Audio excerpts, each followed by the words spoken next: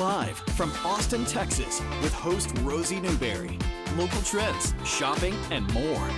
This is Studio 512. Morning, y'all. There is a really cool multi-day celebration of the arts that's happening just south of Austin. Kicks off on October 13th, and you're invited. Sinead Whiteside with Inspired Minds Art Center and muralist Jazz Davis are here to tell us more about the 6th annual Buda Arts Fest. Happy to have y'all. Good morning. Good morning. Thanks for having us. Thank you for being here. And so, Sinead, we've covered this a couple of times. We were having you here in the studio about this time last year. Mm-hmm. It's about to kick off. I know you guys have been working hard. Tell us a little bit about this festival as an initiative and what you hope it brings to the community. So the festival started just with maybe 10, 15 artists outside on Main Street painting live and plein air, which means you're outside painting what you see. And we had musicians accompanying them. And that was during, height of the pandemic. And it was just a way for community to gather safely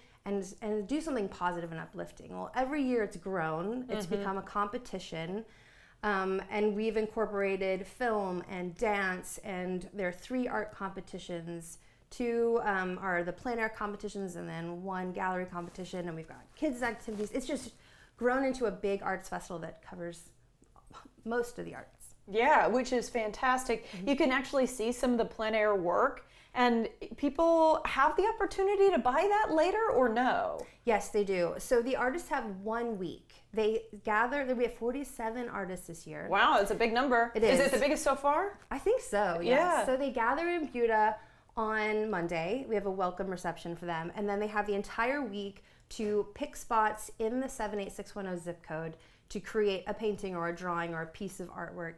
And then they have to submit it on Friday. That's judged, and then on Saturday it can be viewed by the public and purchased. And it's really cool because it's like you're buying a piece of time in Buda's history. It's just locked into this painting or drawing or piece of artwork. It's pretty incredible. You make a really good point. I was going to say it's hyper local.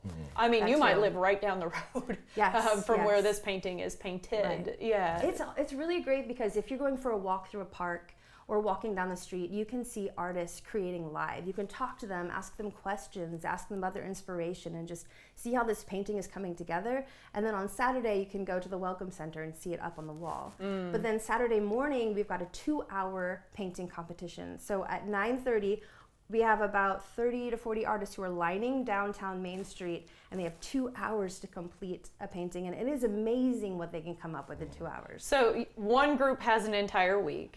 One group has just 2 hours. Yes. But the outcomes are still incredible. And so, a really fun competition. This gentleman has got a first place ribbon that you're seeing on camera right now, and also an excellent mustache. There are going to be a lot of art vendors, though, out there, too. So I saw pottery, for example. You can see a lot of people just out there doing their thing. Right, so we have art demonstrations, potter's wheel demonstrations, silk painting, oil pastels, and then we have an artist market. So you can buy wood crafts, paintings, jewelry, pottery, I mean, you name it, an artist is out there selling it. And is an artist the one who made one of the necklace that you're wearing? Yes, okay, this is Rugged Earth Designs. It's from our gallery. It's an artist who has really amazing pieces in there that are all these crystals and stones kind of welded together or soldered together. Looks amazing. Yeah, absolutely. And Jazz, you've been nodding along appreciatively when we're talking about other artists, but let's brag on you for a little bit. You are a muralist, and my goodness, it is fantastic to see the pictures of you doing your work. Thank you. Talk to us about your background in art, because this is not taught by professors. Sure. So I've been doing art professionally for about 24 years this year. Started off in the streets of New York and just learned to airbrush on the streets. Started off doing clothing, pretty much anything I could paint at the time. Moved into murals later on, and that's just where I fell in love. Okay, so is it all airbrush, or do you do extra painting on top of that? It's a combination, actually. I use airbrush, brushwork. I've also been a sign painter for a while, so I'm really big into putting lettering in as well. So I like to use my hands in every format if I can. Okay, well, I know that airbrush, you can kind of pull the airbrush back, you can get a wide shot of color. but sign painting is very, very particular, Sure, and boy, you cannot wiggle. No. Have a steady hand when you do that. Yeah, I was going to correct. say, Sure. so it tells me all the range of skills that you have to bring. Talk to me about what you like to paint. What do you like to cover? Sure. Man, it's hard to say because I just love the craft so much. I started off doing commissions mostly, so people would give me their ideas, and then later on in life, it really became about what I wanted to paint. So it's kind of a bridge of both, but honestly, I really like to put words or lettering into what I do because it just, words are so expressive and they're really important. So as far as subject matter goes, man, I've done everything from animals to portraits of people, so it really, I guess it just matters what I wake up and feel that day, huh? Oh, yeah. Well, and speaking of, you're going to be doing live painting. Not the world's biggest canvas, but there's a wall you're going to be painting after that. No big deal. So the live painting, you're going to be doing that during the actual festival. Talk to me about what you're thinking there. Sure. So it'll be a 3x5 canvas, so to speak. It's usually done on wood, and if you've ever been to Inspired Minds, there's these frames around the building, and what we try to do is create artwork and then put it on the frames around the building. But in the prior years, we did larger pieces, which I think were about 4x8, and those are actually inside the building themselves. So this year, last year I did a bird. This year I've got a rhinoceros that I'm working on, and so just kind of incorporating some stuff. Don't want to give it away too much, but if they want to see it, I'll be right out in front of the building for the entire week. So cool. And one thing I want to make sure I ask when I've got such a talented brain like yours is when you're doing something to scale so wide, how do you, reconcile it with your brain? Because I think sometimes it's like everybody making the happy birthday sign, right? The H is really big, and then by the end you're squeezing letters in, that kind of thing. Well, if I could say something, and she's probably going to talk about it later, like a lot of artists are afraid to use AI in their work. Now, while I don't use AI to create the work, the computer is a very big part of what I do. So I use a combination of Photoshop and maybe some different AI tools to get my scale right. Okay. And then I break it up. And so sometimes I'll project portions of it. Sometimes I will make large maps, and basically it's called pouncing, and basically you'll take chalk, put it behind the paper, and then use that to transfer my image to the wall. And that way everything's lined up, because as you know, it's got to be right. Yeah, absolutely. And so we've just only got about 20 seconds left, Sinead. I want to make sure I ask about kids, families, that sort of activity stuff. Yes. On Saturday, that's our big festival day for families. We have a young entrepreneur market where kids are out there selling their artwork. Kids activities all in front of the building. Local businesses will be having kids activities. There's a story time in the library. And then in our theater, we have aerial performances put on by Elysian. So there's a lot for kids and families to do. Activities throughout the week. You just have to take a look at the website and see the schedule. I was going to say that schedule is packed. So packed. So many cool things to check out. Thank you both for your time. And I can't wait to see the finished art piece, Jazz. Thank you so much. We appreciate it. Guys, plan your time at the 2025 Buda Arts Festival happening October 13th through 18th at BudaArtsFestival.com.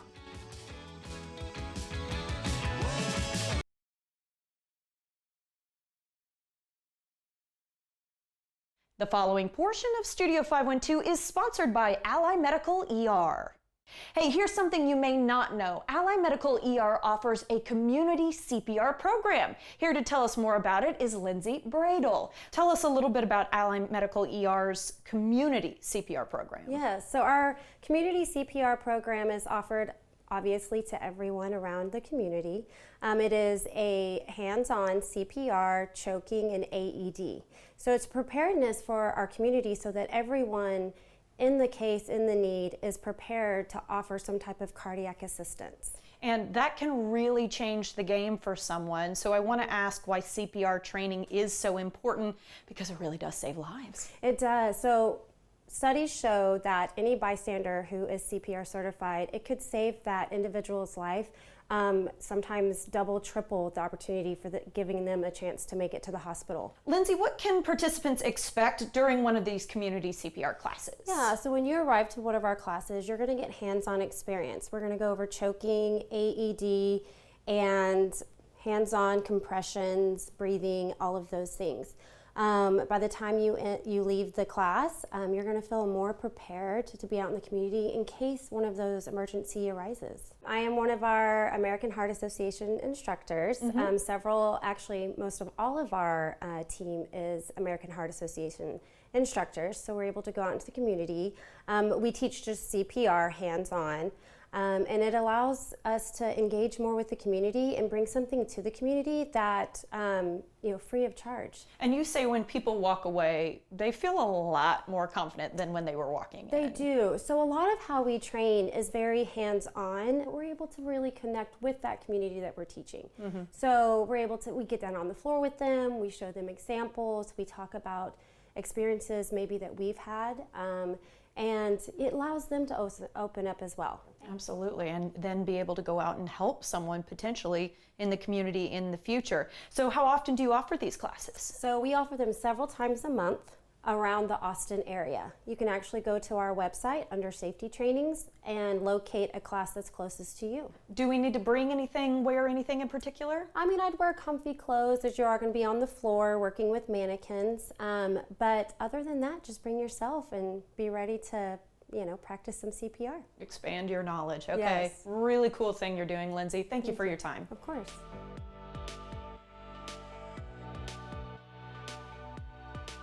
Ally Medical ER has 7 locations across the greater Austin area. Use online check-in at allymedical.com for added convenience. The preceding portion of Studio 512 was sponsored by Ally Medical ER.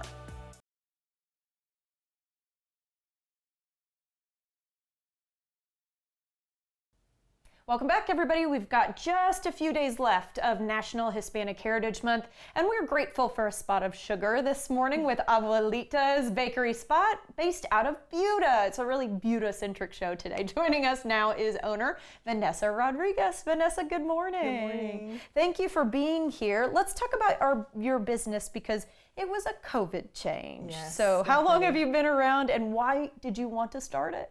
Well, so we started based off of our abuelita's recipes.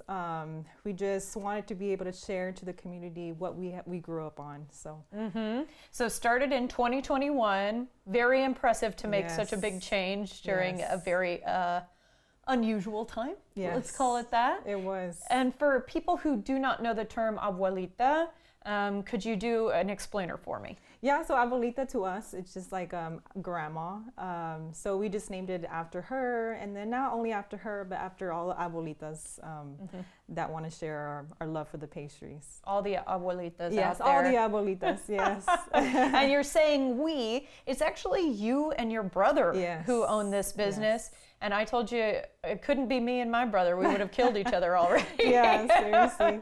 But the fact that you're family and you're working together, it means that you're very cohesive on how you grew up, the flavors you grew up with, that sort of thing, right? Yes, definitely. Yeah, no, so we just wanted to be able to share to the community. From COVID time, we started in a food truck, and then from a food truck, we started to our first location in Kyle. Been there for 3 years, and then from there we started the Buda location, which has been there for about a year. Wow.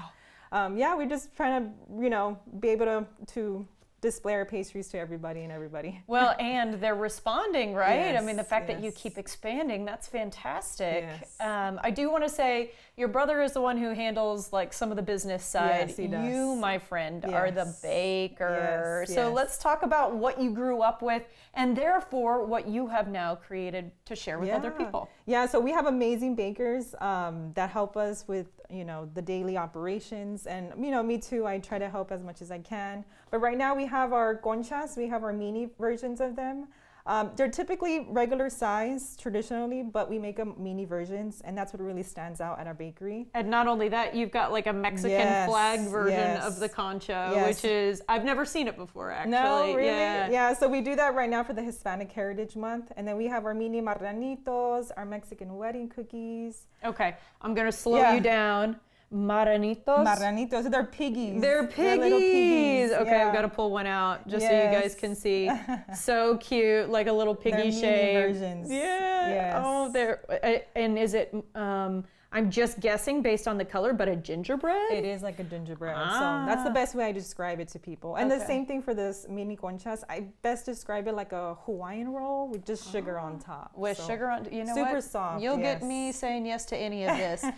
These wheels feel kind of churro almost style. Yes, they are, yeah. Talk to me about those. So this is actually what started the whole business, buñuelos. So that's kind of what kickstarted everything for us. I've heard of buñuelos. So these are very, very popular during Christmas time and New Year's. But they're typically very large. We just made a mini version, so everyone just easy to bite, easy to go, and everything. This is something you've gotten clever about, is like taking mini versions. Yes. Yes. Well, and then you can have more of them. That's the important part. These sorts of cookies I haven't seen before. These kind of tricolored ones. Yeah, they're called polvorones. So yeah, they're just a sugar cookie. They're tricolor, very popular in in the Hispanic culture. So. And how about these big old buns? So these are pan de muerto. Okay. Those are very popular right now for Day of the Dead. I was gonna say muerto. Yeah, pan de muerto. Dia de los Muertos. Yes. So that's coming up November 1st and 2nd, but we do have them all month at the bakery. These are very, very delicious. They're super soft, but they are a very big staple at this time around for the Day of the Dead. Okay. So. What makes them different? What makes them special? It's just the Day of the Dead bread. So these little things, they're like the bones. So it's a very symbolic thing for the Day of the Dead. So a lot of people buy them and put them in the altar that they make. Oh my gosh. So these are the bones, and then just to celebrate the family members that are no longer with us. So. That have passed on, absolutely. Yes. So it's actually a celebration of sorts. It is a sort of celebration. Even though we're kind of alluding to some imagery that one wouldn't normally associate with baked goods. Yes. But it's a very beautiful culture in the Hispanic world. So it's a really big thing to be able to honor it, so like that. Well, I've learned something today. That's absolutely wonderful. And then this thing is the one that's calling to me most. This pink cake. Pink cake. Yes. Is that the name of the cake? And that's the way we name it at the bakery. But you can also say cortaditos. It's just a Spanish version of it. But it's really good. It's really nice. It looks like the perfect sort of thing for like a birthday party or something like that. Okay, definitely. So lots of things to tuck into. I love that. You do have those treats for Dia de los Muertos. Is there anything else going on that you want to mention for that time? Yeah, so right now for the Hispanic Heritage Month, till November 2nd, we're going to have our Hispanic Heritage Box, which will have 2 of these and a variety of the pastries. At our both locations. And it's like the sprinkly sugar cookies, it's all sorts of wonderful little treats. Yeah. So it'd be a wonderful thing to bring to someone else, or something nice to bring home just for you. Yeah, definitely. Nothing wrong with that. Okay, real quickly, where and when can we shop with you? Yeah, so we have both locations, one in Cal, one in Buda, and we're open from Monday to Sunday. And we have all these delicious pastries available. Well, thank you for baking such wonderful things, because I'm about to tuck in. Thank you. I appreciate your time, Vanessa. Thank you, of course. For more details on their delicious offerings, visit abuelitasbakeryspot.com or follow Vanessa on social media at Abuelitas Bakery Spot.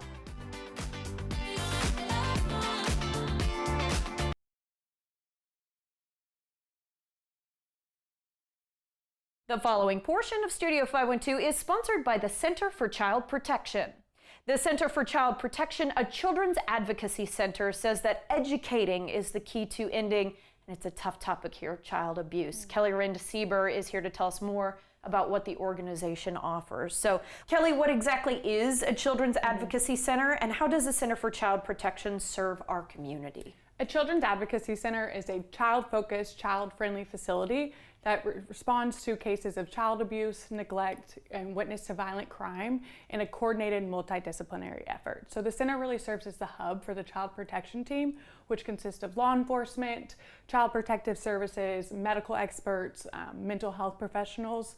And what we do is we offer a range of services. So we provide victim advocacy services, forensic interviews, medical exams, education, outreach. That's your team. What's your main goal? Our main goal is prevention. We have to get that information and the knowledge out there. So we work to provide parents and caregivers, adults, professionals who work with children, as well as youth and students directly, that information and that knowledge and awareness. So we provide free parent and caregiver workshops. We provide professional training for teachers, school counselors. And we want to talk a little bit more about what you offer for adults. So like, what does a workshop look like? What are some of the topics you cover? So our parent caregiver workshops are really focused on that prevention and the knowledge. We have to know about this. We have to know how to prevent it, how to talk to our kids about it. So we offer workshops on how to talk to kids about body safety, preventing sexual abuse, what every parent and caregiver needs to know. We also have workshops that focus on the online world and raising kids in this new digital world. So protecting children online. Let's talk about what you offer for kids, for youth. Yes.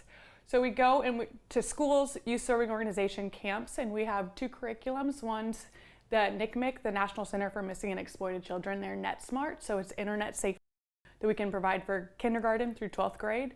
And then we have body safety curriculum. So it is the Healthy Relationships Project that's really about abuse prevention, but it's also just about like body safety, understanding your feelings, understanding how to say no, when to say no.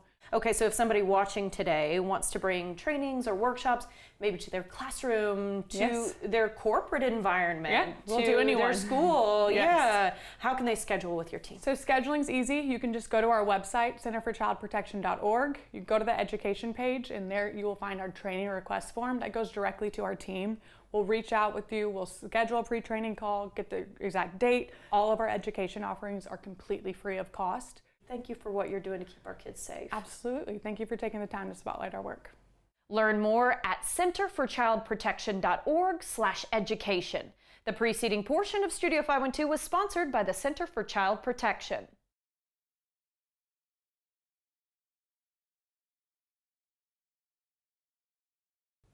Welcome back, y'all. This is, of course, a big give that we all know. Stress is such a common part of our lives, but managing it effectively can be a really hard thing to do. Catherine Austin joins us now with simple grounding practices to help us find calm in the everyday chaos. And it is chaos basically every single day for all of us to some degree. So Catherine, good morning. Good morning. Thanks for having me. Let's talk about what grounding actually means.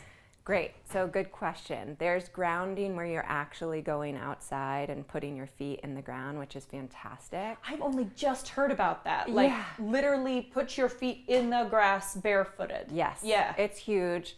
We don't need to get into the science behind that. Just do it. But grounding as a general practice is about coming home to your body and breath in this moment. And there's lots of different exercises you can use to do that. And all of this is well informed because you actually are a trauma therapist and you've been in practice for 13 years plus. Yeah. How does this help your patients? Well, I think we live right now in a world where we're very mentally dominant. So we want to believe that we can think our way into calmness or wellness. So true. And the way that our bodies and our whole energy structure really works is that trauma and stress lives in our bodies, in our nervous system. And so you have to be able to come from the bottom up to create a sense of calmness within yourself. And that involves the body and the breath. Yeah. And what are the benefits of doing grounding work? Well, as we know, stress, when we're stressed out, we move into reactivity and autopilot. And when you're practicing grounding on a regular basis, you actually move from autopilot to presence, which means you can make choices in the way you respond based on your value and what you actually want to create in that moment. Instead of just like the knee-jerk reaction. The patterns. Yeah. Oh, wow. And it's so wonderful. You told me off camera, we can learn new things. You can rewire your brain. So if you wouldn't mind, you brought kind of a demonstration for us to talk about grounding today. Totally. Are you open to receiving the exercise? I am open to receiving the Great. exercise. So if you feel comfortable and everyone watching along, go ahead and close your eyes. And begin to just take some deep breaths in through your nose and out through your mouth. Beautiful. As you take those deep breaths, the invitation is for the exhale to be longer than the inhale. That's what moves us into a parasympathetic response, where our body is now in rest and digest. Feel the weight of your feet on the floor. Heavy in these heels. Heavy. And that ground, that gravity holding you steady. The stability and solidness of the ground beneath you. Move up your body, feel your legs. You can imagine breathing into your legs. And exhaling, release the tension, release the stress. Just a few more deep breaths. Breathe into your belly and allow that area of your body to soften. In this moment, there's nothing to do, nothing to figure out, nothing to solve. Breathing into your chest, I am here, I am present, I am well. And just one final breath moving to your face and your neck. Beautiful deep breath, Rosie. All the way out. You should do podcasts. How do you feel? Oh, I feel a lot calmer, Yeah. actually. Crazy calmer. And I can't believe I just did that on live television. Yeah. Just so, what would you do? 5 breaths total? And that Maybe. was it. But the way you're so soothing and the way that you talk to people, this is not your first rodeo. Yeah, no. But I love that the thing about grounding that's so important, I'm glad to feature it here, is that it's free and you can do it anywhere. You can do that in your car, at home, with your kids. Before a live interview, I did this. Yeah. Something to help kind of bring you back to you, make you feel a little less stressed in an otherwise chaotic world. And speaking of, plugging back in, you've got a new online platform. It actually launches on Monday. Yeah. It's really exciting. It is so you're going through a bit of exciting. rebranding as you're doing so. Yeah, I'm ready to kind of jump into the next level of leadership and impact with the work that I've cultivated over a decade, and I'm calling in aligned opportunities and like this interview right now. I'm so grateful for the opportunity to share this. Well, we're more than happy to have you. And it's so important to us here on Studio 512. Anybody who's been following us for a while knows mental health is a really big part of what we're up to. And this feels so intricately tied to better mental health. I do want to ask about how people can get in touch with you, because during this time of transition, they might be thinking, oh, I want to take a class because you just had a class that I'm kicking myself I didn't go to. Tell me the name of that class. Yeah, it's called Rooted and Free, and it was a workshop about releasing people pleasing. And I will have that as free content in my community. So the best place to follow me right now is my Instagram, which is at Catherine Austin Wellness. And then I'm going to let everyone know where the goodies are from there, really launching like next year. I'll have a free community as well. Wonderful. And this is World Mental Health Day. And so if we can, would you just reflect for me for a minute on, grounding, on the trauma work that you do with folks, on the importance of taking care of our mental health? Yeah. So I think we're living a little bit, we can see in kind of our world crisis that's coming out of internal crisis. There's a sense that the world can only be as peaceful as we are individually. And so really being able to focus on the fact that like your greatest contribution to the world may be your own wellness. Wow. Right? Mind, That's a body, powerful and spirit. thought. Yeah, because that's our contribution to the world. And so something that's just a passion of mine is recognizing that like when you take the time to invest in the way you're feeling, in the connection you have to your values, and the way you show up in relationships, that literally is what's going to move the needle in this world, no matter what you do. Stay-at-home mom, running an empire, making a new soy sauce recipe. Do it from a place of groundedness and knowing your values and what you have to offer this world. I want her to stick around for a long time. Catherine, we're going to have to leave it there, my friend. Thank you so thank much. you so and much. Congratulations on all your big Thank changes. you. For more information on how Catherine can help you keep up with her on social media, as you heard, lots of changes coming at Catherine Austin Wellness.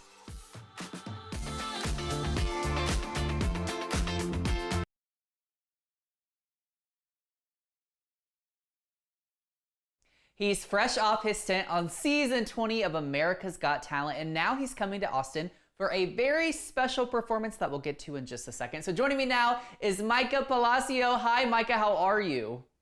How are you? How are you? Thank you so much for having me. It's a pleasure to be here. Yeah, I'm great. Okay, first and foremost, Micah, why America's Got Talent? You just got off that journey, but I want to know why you kind of chose that to begin with. Yeah, so originally America's Got Talent, when I first thought about going on, I was like, I don't know. And then the more I thought about it, it was like, America's Got Talent, if I get to go on and perform and if I do make it through, it's such a great opportunity that I have to share my story and my music with the world. And so it was a great opportunity and kind of just go for it. Yeah. Okay. So with that, you left a very strong first impression on the judges and the fans with your audition of your original song, No Sabo. So tell me a little bit about that song. Yeah, so No Sabo is a term used to make fun of Latino-Americanos or Latins, Latin kids growing up in the States that come from Spanish descent or Latin or Hispanic descent, but maybe don't speak Spanish. For me, I grew up in an Argentine household in America, and so I never felt like I fully belonged to one culture fully. And so that song to me, I wanted to put it out there that it would hopefully resonate with other people as well. Yeah, of course. And I mean, the messaging of it was incredible, which leads me to ask then too, like, for you, what's it mean to be able to share your Latin culture with the world through your music? Yeah, I think it means everything. There's so many more people like me, especially in just inside the United States of America, but also outside. So many people that speak Spanish and English, or just Spanish or just English. And so for me, it's bringing the Latin culture, the Argentine culture to not just the US stage, but continuing through the world and sharing a part of kind of who I am with everybody else. And I know there's a lot of other people that relate. And I think that's something sometimes people feel like they don't fully belong, or there's like, oh, there's not other people like me. And I'm kind of here like, hey, there are, me being one of them. Yeah, absolutely. You have to find your community, right? But there are people out there who can resonate and have those similar shared experiences. So I'm dying to know, Micah, how did it feel for you to get Simon's golden buzzer following your quarterfinals performance of Rodeo? Yeah, it was just a dream come true. When I got the initial buzzer, it was just like me.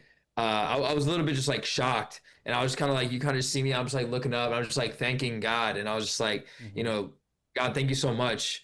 I had the opportunity to be here and just share my culture, share my life, share everything, and yeah, I was at a loss for words. And just really honestly, above all that, when he came up on stage, he's like, did you write that song? And I was like, yeah, I did. And he's like, really good. And I was like, oh, thank you so much. And I just kind of kept saying, I was like, thank you. I just really appreciate this, that you saw something in me to even like allow that to happen. Yeah. Well, and before that moment happened, something that both Sophia and Simon said in maybe different ways, but similar kind of sentiment, was that song could work as a song for the World Cup, which I just feel like is one of the biggest compliments you can receive. So what'd you think of those remarks?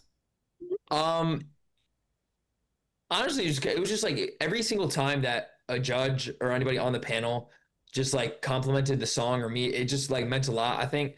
And it was kind of almost like not just a confidence boost, but almost confirmation, like, hey, you're doing the right thing. Like you're moving the right place, you're doing the right thing. And so keep pushing forward. And so for me, it was just like a real sense of gratitude that I had to hear them say those nice things. Yeah, I can only imagine. Now, kind of on the sentiment of soccer here, you will be in Austin this weekend performing at the halftime show for the USA versus Ecuador game. So kind of tell me, what can people expect from this performance?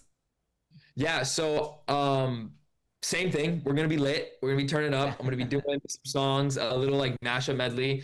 And I'm just really excited to continue to bring the story, bring the music to the world stage, to the U.S. Football, or soccer, as we say, is really on the up and up, especially with the World Cup being in parts of America next year. Or the United States next year. And so I think it's just a really cool opportunity to keep kind of going forward with it. Yeah, absolutely. What is the prep for something like this? Because I can only imagine, you're given this amazing opportunity to have a halftime show, and it's like, what am I going to perform? How am I going to do this? How am I going to show myself off in the best way? What's kind of your process? For me, it's just kind of doing the same thing. Whether it's prepping for song, writing music, everything is just, for me, I try to give it my 110%. I go all in on it. And just leaving everything out there. So whether it's on America's Got Talent stage, whether it's on a smaller talent show stage or a smaller show stage or a giant stage or at a halftime performance, my goal is to leave it all out there and just to entertain the people. Let people leave with a feeling of like, wow, that was really exciting. That was really great to watch. I really enjoyed that. But feeling almost encouraged in some way as well. Yeah, for sure. I have to imagine as a musician, if you're leaving a good impact on someone, you feel like you've done your job correctly. Now, as we've talked about, you just finished your stint on season 20 of America's Got Talent. And of course, you've got the performance this weekend, but what kind of plans are in motion for you beyond AGT and this weekend to keep going and sharing your music with the world? Yeah, first of all, I just want to say America's Got Talent just gave me a great opportunity and a stage, and it drew in a lot more eyes, which I think I'm very, very thankful for that as well.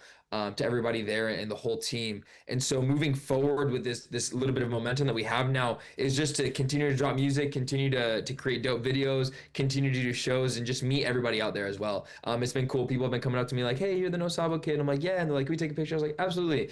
And so it's just been cool to see other people. I've been out other places like, hey, I'm a No Sabo, or like, hey, my kid's a No Sabo, or whatever, or just like, hey, we love your music. Hey, like, we're also Latino Americanos. Like, we're also in this cross culture thing. We relate a lot with you. And so to see that like firsthand, it just means a lot. And so for me, it's just keep doing the same thing. Yeah, I love that. Well, how can people keep up with you and your journey beyond this? Make sure you're following Micah Palace. Subscribe to the YouTube channels. Follow me on Instagram, TikTok, Apple, Spotify. Everything is just Micah Palace. Micahpalace, like the building, Palace. And so make sure you're following, and there's a lot more fun stuff on the way. All right, you keep it pretty simple. Well, Mikey, thank you so much for your time. Best of luck this weekend performing at the game, and we can't wait to see where Journey Music takes you. Gracias. Thank you guys so much as well.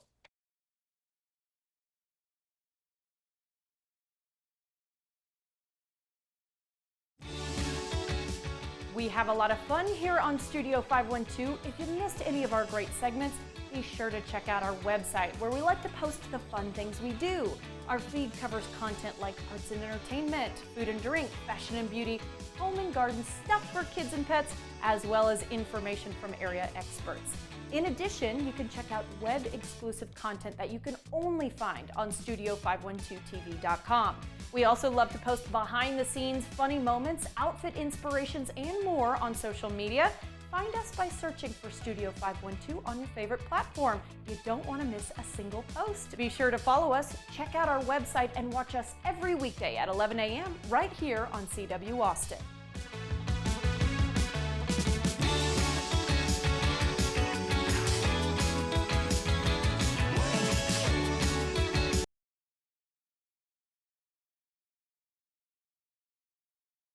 Content segments during Studio 512 were paid for by Ally Medical ER and the Center for Child Protection.